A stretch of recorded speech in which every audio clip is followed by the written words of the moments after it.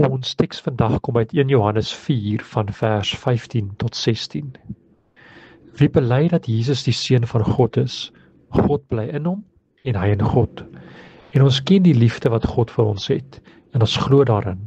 God is liefde, en wie in die liefde bly, bly in God, en God bly in hom. Lydingstyd nooi mense uit om bewus te word van ons seer, ons skaamte, en dat ons almal maar mense is met foute en tekortkominge. Maar dit is ook 'n tyd wat ons mekaar herinner dat die Here ons ook uitnooi om verder te kyk as wat ons nou hier voor ons sien, as wat ons nou ervaar, dat lig wel die duisternis oorwin het. En oral waar ons probeer om lief te hê en om deernis te hê, is om op te kyk en verder te kyk na wat ons nou hier voor ons sien. En in hierdie dae van lydingstyd is ons diep bewus van ons afhanklikheid van God en dat ons maar die meeste van die tyd sukkel om die lewe reg te kry.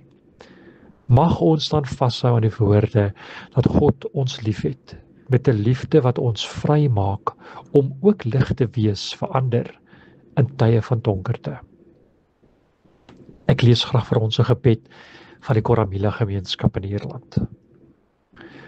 God of the dust we were before, God of the dust we will become, God of the breath that has brought this dust to life, each day contains a miracle bound by morality.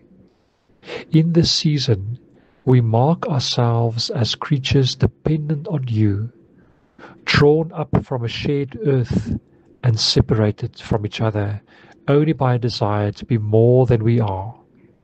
May we, who return to the earth, use these days to draw closer to you and to all those who share this earth, this breath, this animating love that can bring even ashes to life.